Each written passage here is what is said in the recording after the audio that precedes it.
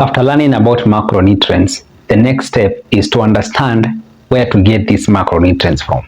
Food choices. First of all, I want to make it clear that there is no such thing as bad foods.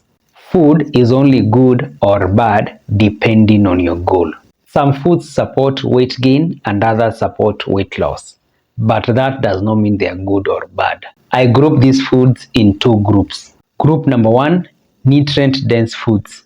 These are foods that come in very large quantities, but they contain very few calories. These are the foods that support weight loss. The reason why these foods support weight loss is because hunger is the biggest enemy of weight loss. These foods will fill you up without giving you excess calories, and this is a good thing for weight loss. This means you're going to lose weight or fat without starving yourself. The second group is caloric dense foods. These are foods that come in small quantities, but they contain very many calories. The reasons why they do not support weight loss or fat loss is because they are very sweet. That means it's very easy to overeat them. The other reason is they contain very many calories per small volume. This means if you want to get satisfied, you will end up overeating those calories. So, with this information, how do you make good food choices? Simple. Let us start with protein.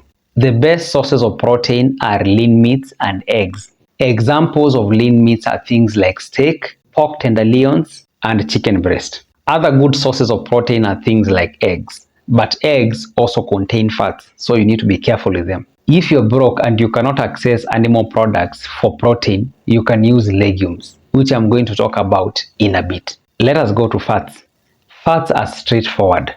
Just use any cooking oil, and also those lean meats that we talked about also contain some fats. So for fats, you're good to go. The challenge comes with carbohydrates. Let's talk about them. These are the sources of carbohydrates that I recommend. Number one, tubers.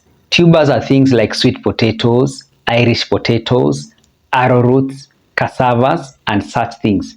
These ones are good for weight loss because they contain very few calories and they will fill you up. Number two, vegetables. All of them. Kales, spinach, cabbages, things like zucchini, cauliflowers, broccoli, pumpkins and plantains are not vegetables, but I put them in this group. Number three, fruits. Fruits also contain few calories and they are amazing for weight loss. But you need to be careful with them. It's easy to overeat them because they are sweet. 1 or 2 fruits per day should be great. Number four, legumes. Legumes are special because they are not only sources of carbohydrates, they are also sources of protein. Legumes are things like lentils, beans, and peas. They contain about 15 to 25% protein and about 60 to 70% carbohydrates. If you're broke, these are the best sources of protein. The only catch is you have to eat them alone.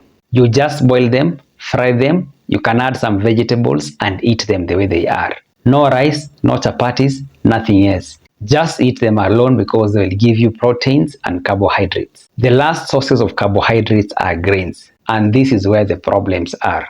Grains are things like rice, wheat, maize, sorghum, and others.